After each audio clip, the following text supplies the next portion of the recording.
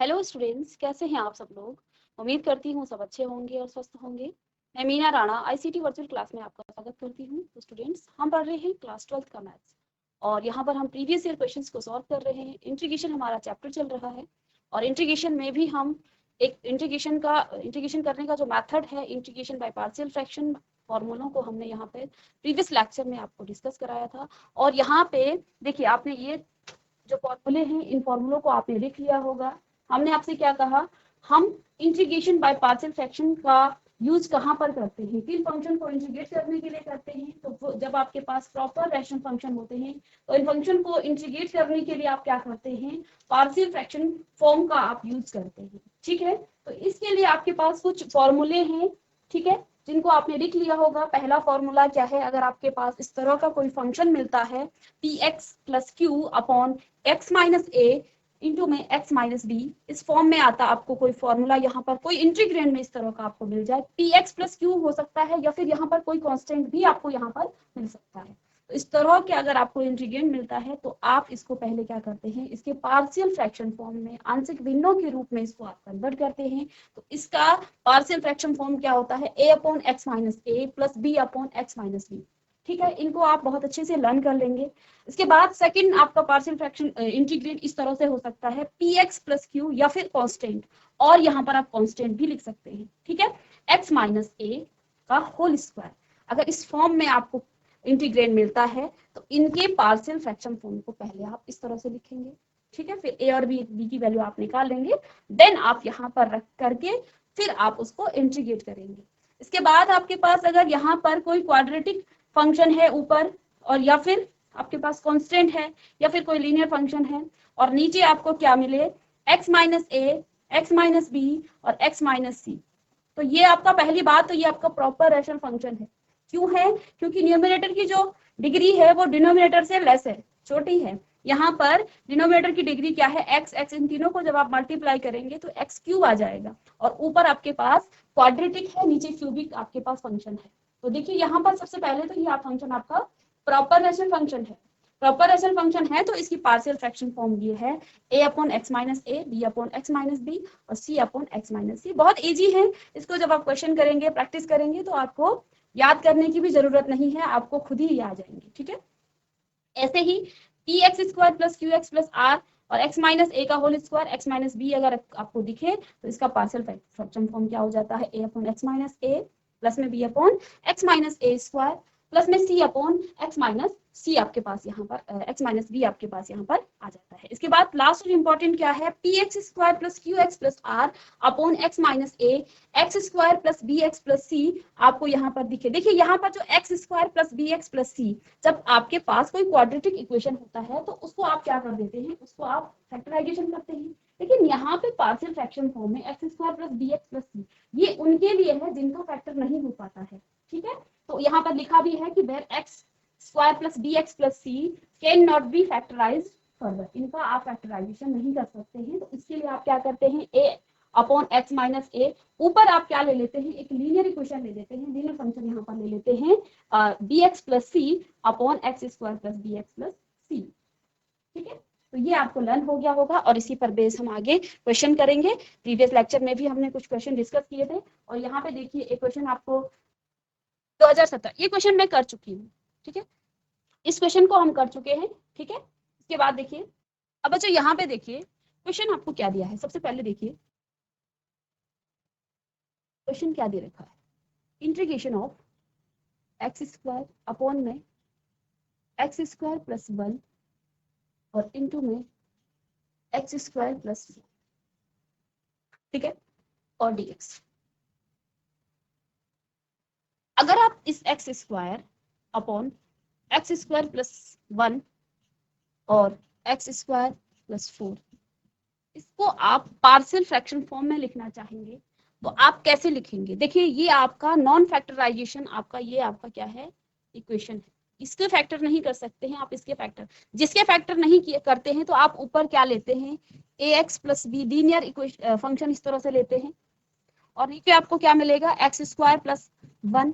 और यहाँ भी देखिए इसके भी आप फैक्टर नहीं कर सकते हैं, तो यहाँ भी आप क्या लिखेंगे, b c x plus d, x तो हमने दे दिया है, सी एक्स प्लस डी और नीचे आप क्या ले लेंगे, एक्स स्क्वायर प्लस 4, क्योंकि इनको फर्दर आप क्या नहीं कर सकते हैं, फैक्टराइजेशन इनका नहीं किया जा सकता। ठीक है, फिर आप क्या करेंगे, कॉमन लेंगे और फिर आपको क्या निकालना पड़ेगा, ए बी सी और डी की वैल्यू निकालनी पड़ेगी, फिर आप यहाँ पर रखेंगे और फिर से आपको इसको सॉल्व करना पड़ेगा। ये क्वेश्चन आपका बहुत ज्यादा लेंथी हो जाएगा, हालांकि ये क्वेश्चन आपको 5 नंबर में ही बोर्ड एग्जाम में आते हैं। ठीक है, बट देखिए हम इस क्वेश्चन को थोड़ा सा यहाँ पर क्या कर सकते हैं, थोड़ा सा यहाँ से, ये एक मेथड है, ठीक है, और ये मेथड आपको लॉन्ग पड़ेगा। ठीक है, इस क्वेश्चन को सॉल्व करने के लिए हम एक दूसरे मेथड से, यहाँ पर मेथड वही रहेगा पर थोड़ा सा हम इस क्वेश्चन को सिंप्लीफाई कर देंगे। यदि हम यहाँ पर एक्स स्क्वायर को टी, तो टी नहीं, मैं यहाँ पे वाई ले लूंगी। ठीक है, क्योंकि टी करके आप क्या बोलोगे, इसको फिर मैं सब्स्टिट्यूट, हम यहाँ पर सब्स्टिट्यूट नहीं कर रहे हैं। सब्स्टिट्यूट मेथड में क्या होता है, आप जिसको क्या करते हैं, टी पुट कर लेते हैं, उसी का आप डिफरेंशिएट करते हैं, डिफरेंशिएट करते आप उसके वेरिएबल्स को भी चेंज कर देते हैं। मैं सब्स्टिट्यूट नहीं कर रही हूँ, मैं यहाँ पे एक्स स्क्वायर को वाई के इक्वल मान रही हूँ। अब मैंने एक्स स्क्वायर को जब वाई के इक्वल मान लिया, तो आपका जो x square upon x square plus 1 upon में एक्स स्क्वायर प्लस 4, ये किस फॉर्म में आ गया है, देखिए यहाँ पे y अपॉन वाई प्लस 1 और y प्लस 4। अब देखिए इसको आप बहुत ही इजीली आप इसको पार्शियल फ्रैक्शन फॉर्म में लिख सकते हैं। ये तो आपका इजीली क्या हो जाएगा, पार्शियल फ्रैक्शन फॉर्म में कन्वर्ट हो जाएगा। ठीक है, तो हमने यहाँ पर एक छोटा सा सब्स्टिट्यूशन नहीं किया है, हमने x को मान लिया है y के इक्वल। सब्स्टिट्यूशन मेथड अलग है, वहां पर आप सब्स्टिट्यूट करेंगे तो फिर उसी को आप डिफरेंशिएट भी करेंगे और इंटीग्रेंड में उसके वेरिएबल्स को भी चेंज कर देंगे। ठीक है, तो पूरा ही सब्स्टिट्यूट हो जाता है। मेथड क्या है, आप क्या करते हैं, एक फंक्शन को दूसरे में क्या कर देते हैं, कन्वर्ट कर देते हैं, यहाँ से आपका पूरा वेरिएबल्स भी चेंज हो जाता है। मैं वेरिएबल्स चेंज नहीं कर रही हूँ, मैं इसको पार्शियल फ्रैक्शन फॉर्म में लिखने के लिए थोड़ा सा इसको इजी कर रही हूँ। ठीक है, तो हमने क्या काम किया, हमने एक्स स्क्वायर को वाई के इक्वल पुट कर दिया, यहाँ पर एक्स स्क्वायर को हमने वाई के इक्वल पुट कर दिया है। ठीक है, तो अब देखिए अब क्या आ जाएगा, यहाँ पर ये आ गया y अपॉन वाई प्लस 1 और y प्लस 4। ठीक है, इसका पार्शियल फ्रैक्शन फॉर्म क्या होता है, a अपॉन वाई प्लस 1 और प्लस में b अपॉन वाई प्लस 4, ये आ गया है। और बहुत ही इजी ये इसका पार्शियल फ्रैक्शन फॉर्म आ गया। किस फॉर्म में आया ये क्वेश्चन आपका, ये आपका आ गया है px plus q upon x minus a और x माइनस बी।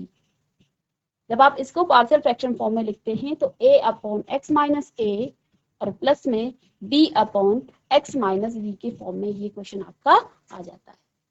ठीक है, हमने इसको इस फॉर्म में कन्वर्ट कर दिया है। ओके, चलिए अब आप क्या करेंगे, अब यहाँ पर आप क्या लिखेंगे, y अपॉन वाई प्लस 1 और y प्लस 4। ठीक है, और यहाँ आप एलसीएम ले लेंगे, एलसीएम आपके पास क्या आएगा, y प्लस 1 और y प्लस 4, ये आपको एलसीएम मिलेगा। अब देखिए a के साथ आप इसको मल्टीप्लाई करेंगे y प्लस 4 और प्लस में b y प्लस 1। ठीक है, ये आपके पास है। ओके, तो इसको तो आपने लिख लिया होगा, यहाँ पर हम इसको रफ करते हैं और यहाँ पर इसको सॉल्व करते हैं आगे। तो देखिए इससे ये आपका कट जाएगा, तो यहाँ आपको क्या मिलेगा, y is equal to a y plus 4 और प्लस में b y प्लस 1, ये आपको मिलेगा। ठीक है, अब आगे हमने क्या काम करना है, हमें यहाँ पर a और b की वैल्यू निकालनी है। ठीक है, a और b की वैल्यू निकालने के लिए या तो आप इसकी मल्टीप्लाई कीजिए और फिर कंपैरिजन करेंगे, ठीक है, y के वेरिएबल्स को, और फिर आप यहाँ से निकाल सकते हैं। सेकंड टर्म हम क्या करेंगे, वन टाइम में इसको जीरो करूं, इसको जीरो करने के लिए मुझे इसका नेगेटिव साइन लेना पड़ेगा, यानी कि y इज इक्वल टू, जब मैं माइनस का 4 रखूं, y इज इक्वल टू -4 रखूं, तो आपको क्या मिलेगा, -4 यहाँ पे इज इक्वल टू a और अंदर आपको मिलेगा -4 प्लस, या इसको मैं सीधे 0 लिख दूँ, ठीक है। चलिए कर लेते हैं इसको भी, -4 और प्लस में 4, -4 + 4 और प्लस b, -4 + 1, तो यहाँ से मिलेगा आपको -4 = ये तो 0 आ गया है, प्लस में यहाँ पे आपको मिलेगा प्लस माइनस का माइनस हो जाएगा, माइनस का 3b, ठीक है। b अगर हम निकालें तो माइनस माइनस का तो आपका प्लस हो जाएगा 4/3, तो b आपको क्या मिल गया है 4/3, b हमें मिला 4/3, ठीक है। अब मैंने b निकाल लिया है, अब इसको मैं 0 करूं तो यहाँ पर मैं क्या पुट कर सकती हूँ, यहाँ पर मैं पुट कर सकती हूँ y = -1, जब मैं पुट करूं तो यहाँ आपको क्या मिलेगा, -1 = a, -1 + 4 और प्लस में b -1 + 1, तो ये तो 0 आ जाएगा। यहाँ से आपको क्या मिला, -1 = प्लस माइनस का, तो ये आपको मिलेगा, ये प्लस का 3 आएगा तो 3a, यानी a = आपको क्या मिल जाएगा, a = आपको मिलेगा -1/3, a = -1/3 आपको मिलेगा, ठीक है। ये आपको मिल गया, a और b की वैल्यू हमने निकालनी है, a b की वैल्यू निकाल करके आप यहाँ पर पुट करेंगे, ठीक है। तो यहाँ देखिए y, थोड़ा छोटा लिख लेते हैं, y/y + 1 और y + 4 = a आपको क्या मिला 4/3 अपॉन में y + 1, ठीक है। माइनस, क्योंकि प्लस माइनस का माइनस होगा, a की वैल्यू यहाँ पे आप देखिए y + 1 और y + 4, ठीक है। a आपको क्या मिला, a की वैल्यू मिली है -1/3 अपॉन में x + 1 प्लस में 4/3 अपॉन में x + 4, ठीक है। ये आपको मिल गया।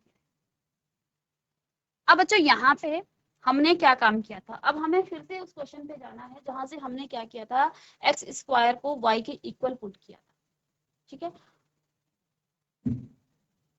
ये y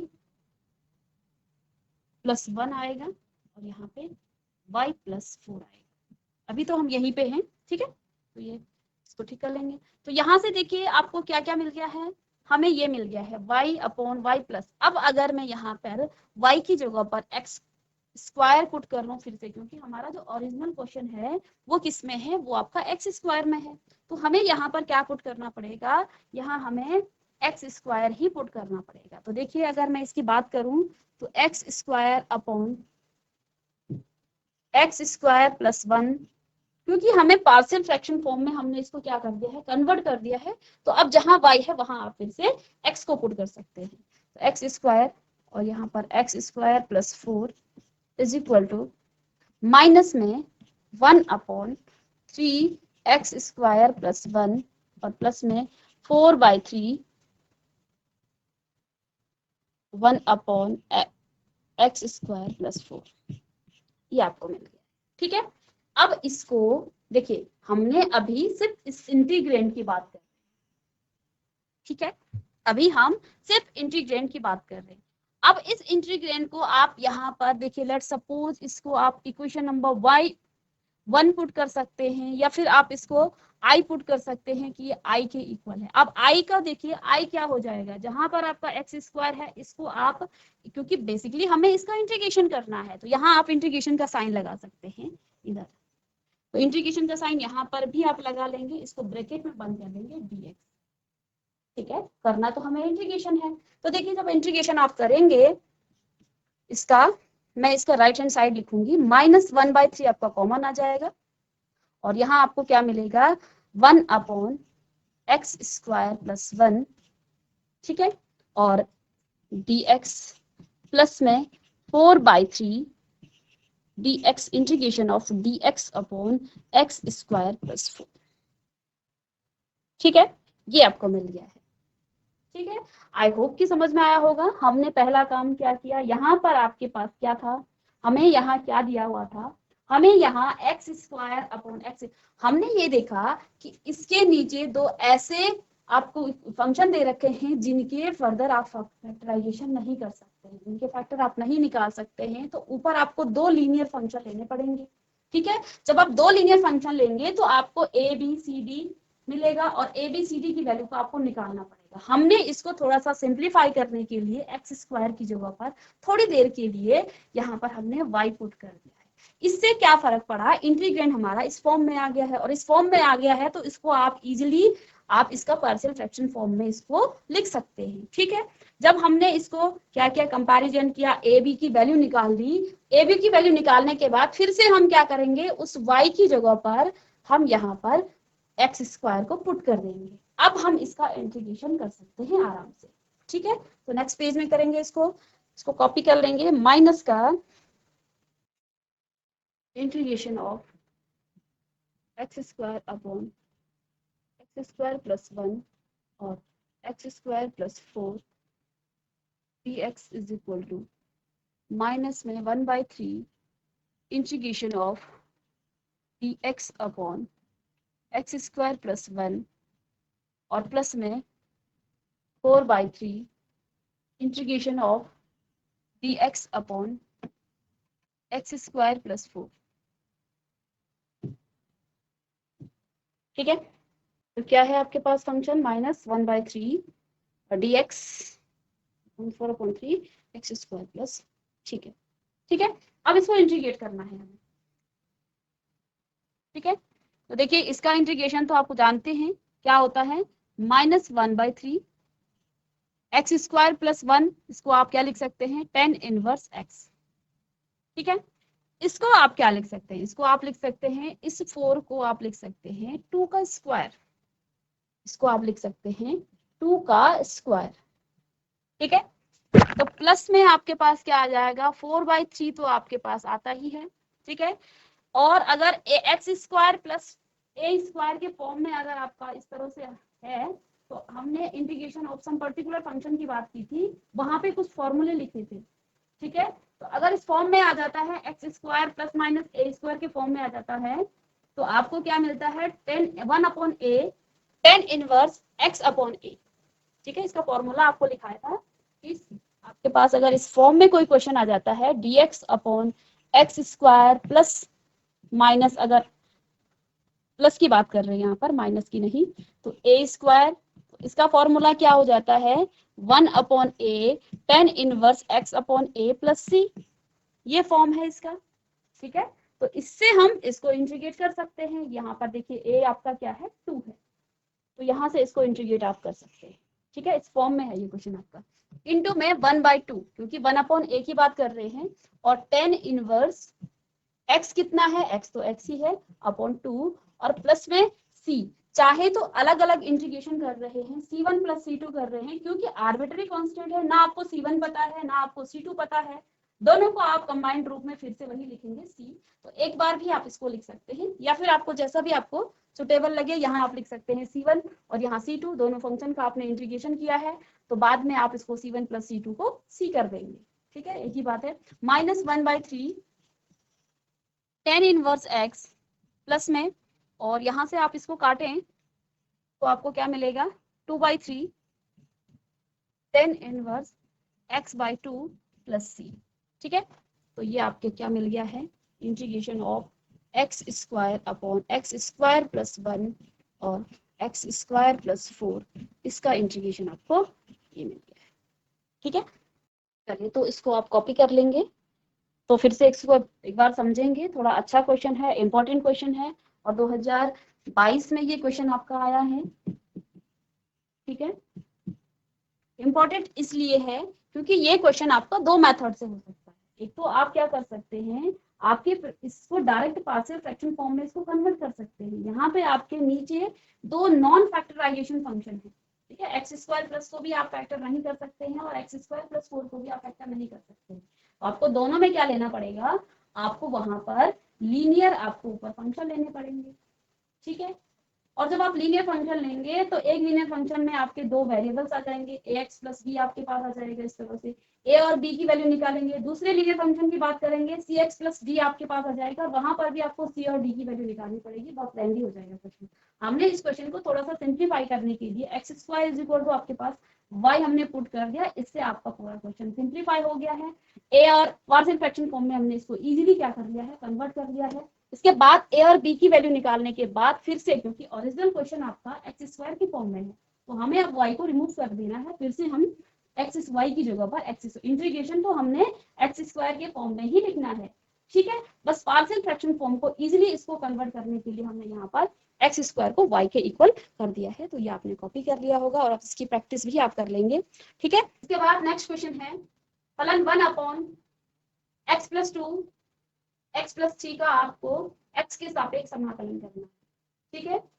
तो बेसिकली इस तरह के क्वेश्चन जो आपके पार्शियल फ्रैक्शन फॉर्म वाले क्वेश्चन होते हैं, उनका कन्वर्जन आपको इस फॉर्म में ही दिखेगा, आपको इस रूप में ही दिखेंगे वो क्वेश्चन, ठीक है। यहाँ पर आपको क्या दिख रहा है कि ये जो क्वेश्चन है ये आपका सीधे ही इसका पार्शियल फ्रैक्शन फॉर्म में कन्वर्ट है। तो इसको आप सॉल्व कर लेंगे, बहुत इजी क्वेश्चन है। इंटीग्रेशन ऑफ 1/x प्लस 2 और x प्लस 3 और dx, ठीक है। सीधे आप इसको पार्शियल फ्रैक्शन फॉर्म में इसको कन्वर्ट कर लेंगे। तो देखिए 1 इंटीग्रेंड को लिखेंगे x प्लस 2 और यहाँ पर x plus 3 is equal to आपको क्या आ जाएगा, a/x प्लस 2 प्लस में b/x प्लस 3, ठीक है। अब इसको क्या करेंगे, 1/x प्लस 2 और x plus 3 is equal to common ले लेंगे यहाँ से भी, x प्लस 2 और x plus 3 a into x plus 3 plus में b इंटू एक्स प्लस 2, ठीक है। यहां से ये कट जाएगा तो आपको क्या मिला, 1 is equal to a x plus 3 और प्लस में b एक्स प्लस 2, ठीक है। अब देखिए इसके भी दो मेथड हैं, यहाँ भी आप क्या कर सकते हैं, a की मल्टीप्लाई करेंगे फिर b की मल्टीप्लाई करेंगे और कंपैरिजन करेंगे, ये भी आपको लेंदी हो सकता है। मैं सीधे इसको क्या कर रही हूँ, एक बार इसको 0 करूंगी फिर इसको आपको b की वैल्यू मिलेगी, इसको 0 करूंगी a की वैल्यू मिल जाएगी, ठीक है। तो यहाँ पे देखिए put x is equal to, इसको 0 करने के लिए मुझे x की वैल्यू -3 रखनी पड़ेगी, ठीक है।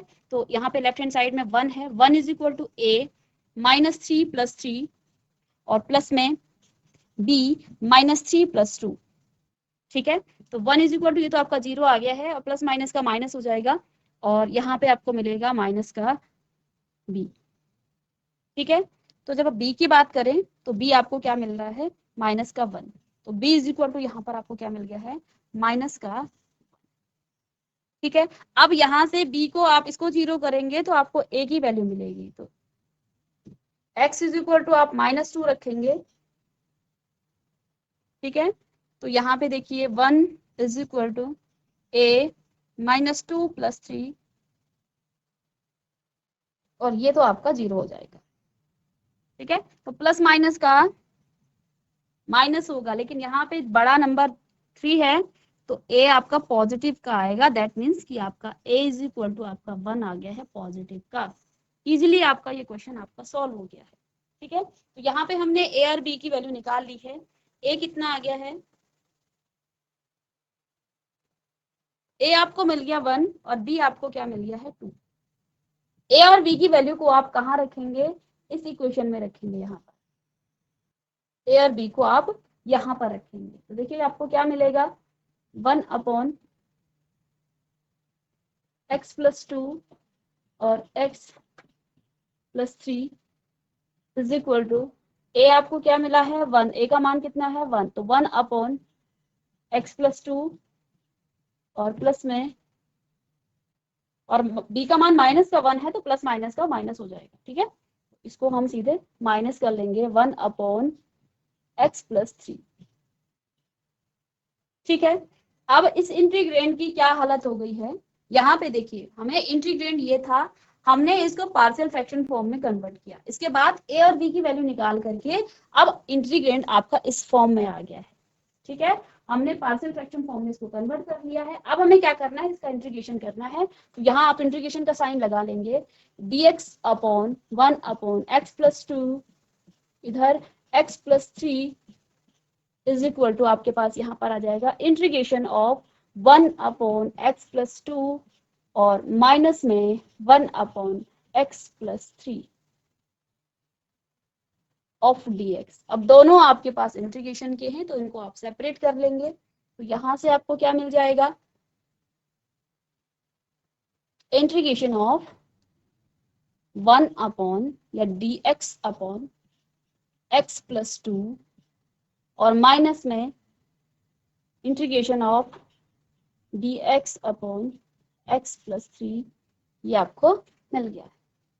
ठीक है, अब इसको इंटीग्रेट करना है।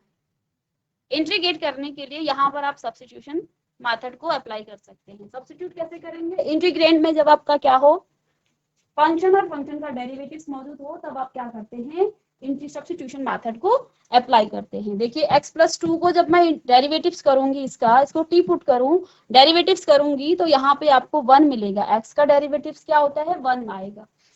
1 dx इज इक्वल टू आपके पास dt आ जाएगा। तो देखिए यहाँ पे सब्स्टिट्यूट इजीली हो रहा है। ठीक है, हमने क्या कर दिया है, वेरिएबल्स को भी चेंज कर दिया है और फंक्शन को भी चेंज कर दिया। ठीक है, तो सारा फंक्शन आपका टी की फॉर्म में आ गया।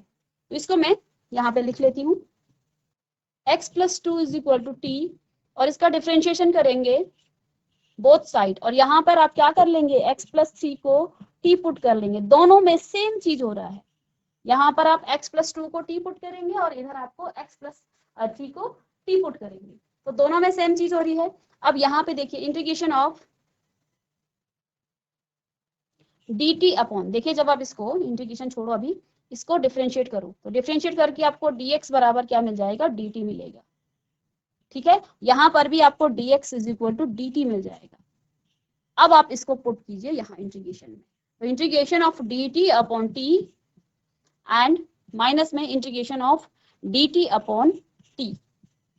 ठीक है, तो 1 अपॉन टी फंक्शन, यहाँ पर वेरिएबल्स भी सेम है, तो इसका इंटीग्रेशन क्या होता है, log ऑफ मॉड t। यहाँ पे लिख लीजिए इसको, log ऑफ मॉड t और माइनस में log ऑफ मॉड t, और प्लस में आप हमने इंटीग्रेशन कर दिया है तो कांस्टेंट आप यहाँ पर आर्बिट्री कांस्टेंट को भी पुट कर लेंगे। देखिए t की वैल्यू यहाँ पर आप चाहें तो वेरिएबल चेंज कर सकते हैं। क्यों, क्योंकि t दोनों सेम हो गए हैं। ठीक है, आप चाहें तो यहाँ पे u पुट कर लीजिए।